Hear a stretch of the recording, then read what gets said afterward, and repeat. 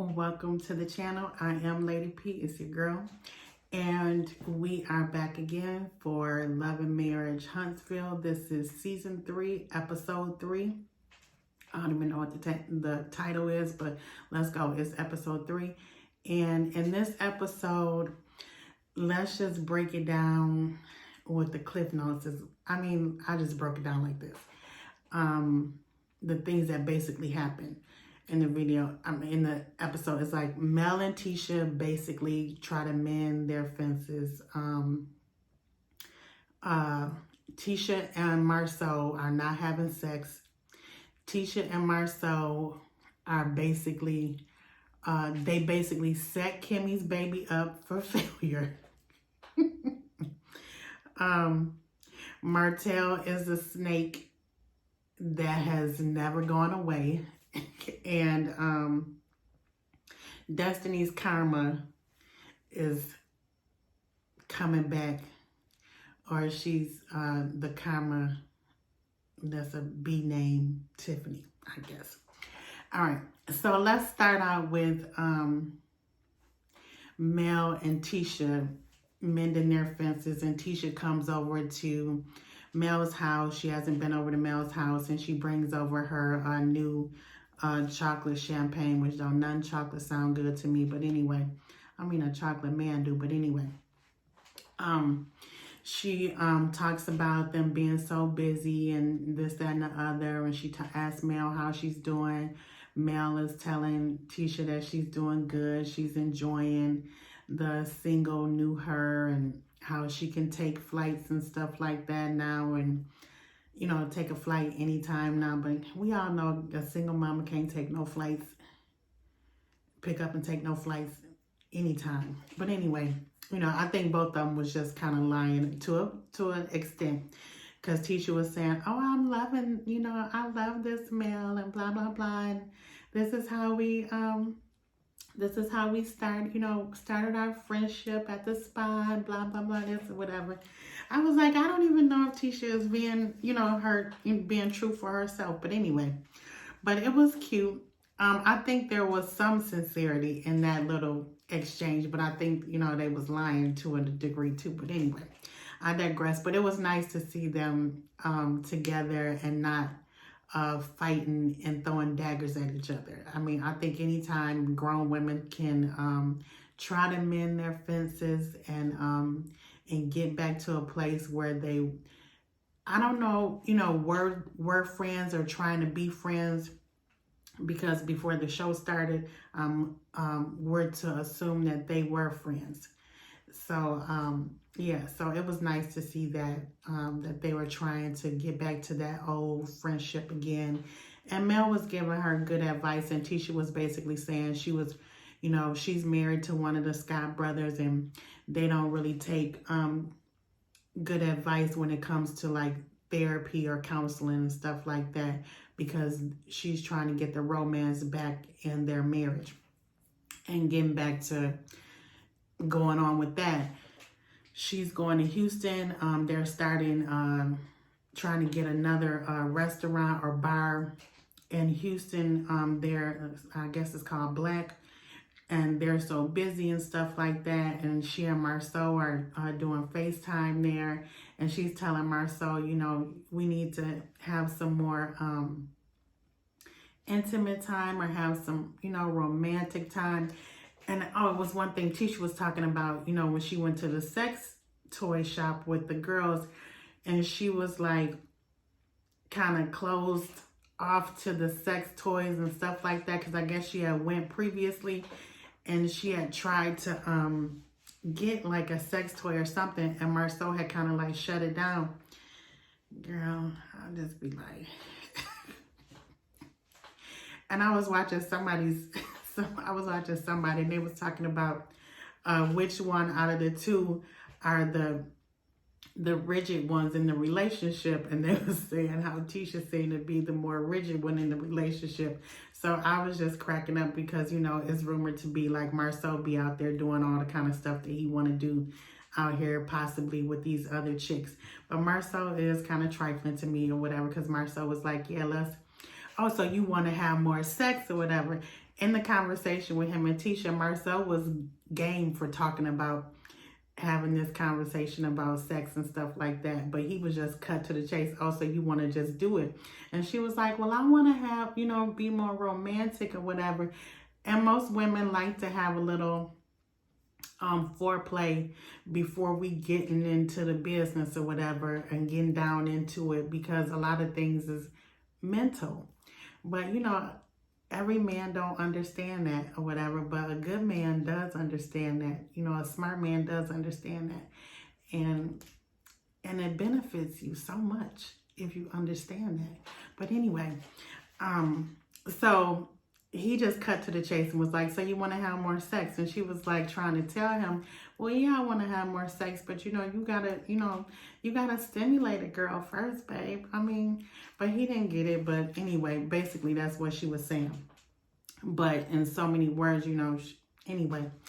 But, you know, that's Marceau, honey. Marceau is just like, I can give you that. But I was just wondering, like, if Marceau is, you know, just not asking for it from Tisha. He ain't hard up about it, but Tisha is hard up about it. But I'm trying to think, how old is Tisha? Because Tisha is like in her 30, is like 35, 40. Most women, when we get into our 35, 45, 50 range, we like hot in the pants. I don't know if y'all men didn't get the memo or nothing, but we hot in the pants. Whoever told y'all the memo that we're not, they lied to y'all. Anyway, so hopefully that will work out and we'll see how that goes. Let's just move on to Martell. Martell meets up with his, I think he met up with his mom first or whatever. And his mom has this continuous snake issue. It's one snake that just will not leave her house.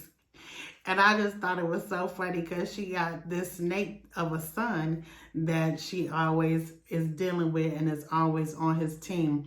Now, as a mother, you always going to be on your child's team or whatever. But I also think that you need to always correct your children when they're wrong as well. And I've seen his mom correct her son, but I've also seen her coddle her son as well. And she coddles Martell. So hence, I think that she's always going to have a snake. So she always has a snake that's looking for a snake. But anyway, he meets up with Mel's mom, and he finally does meet. Yeah, he met with his mom. Then he in turn met up with Mel's mom. And he talked about, he seemed like he was a little bit softer, but he was definitely guarded. And Mel's mom was trying to talk, but she was emotional. And when people are together, married or common law, whatever, you do have families. It's more than just two people. And that's something that both parties have to accept or whatever. But when you have a person that's self-centered, and which is Martell is definitely self-centered, and he don't want to own his crap. So he is that type of person. It's hard for him to own his crap and own that. But Melanie's mom kind of talked to him, and he kind of slowly came around and owned his stuff. She worded stuff to where he in turn was owning his stuff. And then when they hugged, when they got ready to go, he apologized in his own way. And but Martell don't own nothing, honey. He is the most disrespectful person on this show, but he requires the utmost respect. But he gives no respect to nobody. And this is why he is where he is in life. But hopefully he will get his crap together. But we'll see. Let's go back to Tisha and Marceau and Kimmy's baby. Tisha and Marceau had this boy be like the general manager or whatever of their restaurant. Which is a nice position to give somebody coming out of college. He probably makes some good change, but he has no experience in this job or whatever. They didn't train him. They said they would train him. They checking him about stuff that's going on and everything like that, but they haven't equipped him with the right tools, to do the job, and it's been 5 months. But they expect him to do this job exceedingly abundantly above all that they've asked and could, And so, and he's basically telling Marceau, you a good talker, but you're not really a good leader, basically. And I really love this back and forth between this young man and this older man, because he was telling him in so many words, you slick with it, but you can't back it up. And that's what I really loved about him. And he was respectful, but he was telling him right. And Marceau was taking it. And so he was telling him, but he then, Jalen then asked him, well, can you give me somebody here that is qualified, that knows what they're talking about, know what they're doing, and that can help me? Because you said this. You said you were going to do this, and this, but you haven't done this. And I really appreciated Jalen for that. And so we'll see Kimmy telling Jalen, I think they set you up for failure. And I do believe that. If that was my son, I would have told him, don't take the job. But I mean, he did, and hopefully everything will work out. I'm a positive girl. I want things to work out. Now let's get into this mess. So it's Destiny's birthday get together, brunch or whatever. They're at this, I think it's like a patio restaurant, indoor or whatever, but they're outside. And look, it looks nice. The ladies are dressed. They snatched and everything. Melanie is almost basically coordinated with Destiny. The other ladies, they got on either red or black. The first 4 ladies that come in there. Kimmy shows up in her white and navy blue or whatever. Tisha's the only one that's not there because she is in Houston handling business there. And Melanie invites this girl, Tiffany, who was a newlywed with her husband or whatever. And she shows up. I think she's the last lady that shows up to Destiny's brunch or whatever. And they were trying to figure out, do they know each other and stuff like that. But, she comes in and all of the ladies are complimenting each other. And I love that or whatever. I think women should always compliment each other. So as they're sitting down, like I'm Destiny, and this is Tiffany, and then it's Kimmy, and then Melanie or whatever. And so they're going across, and then Tiffany tells Kimmy, like they bring up the children, and then Tiffany tells Kimmy, yeah, Monster, which is Kimmy's stepchild. And then she says, yeah, Monster, he was caught vaping or whatever. Oh, he's been vaping. This heifer mentioned Monster vaping like 3 times to get Kimmy's attention. First of all, we're on national or international television. Second of all, Monster is a child. Maybe I should say first of all.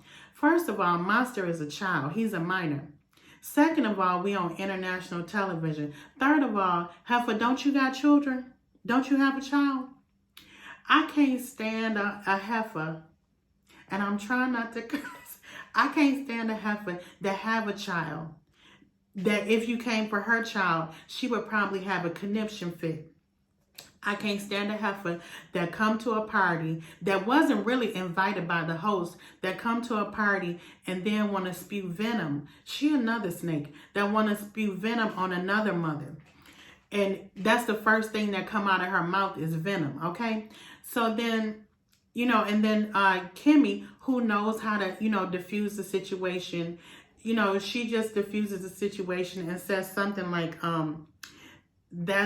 you need to talk to Marceau about that or something like that. And she just shuts it down. So then they start talking, and then Destiny mentions about Jalen or whatever, and how Jalen had a crush on her or whatever. So then Kimmy is like, well, you were married. They go back and show the playbook about the episodes back about her saying, well, you married, girl, or whatever.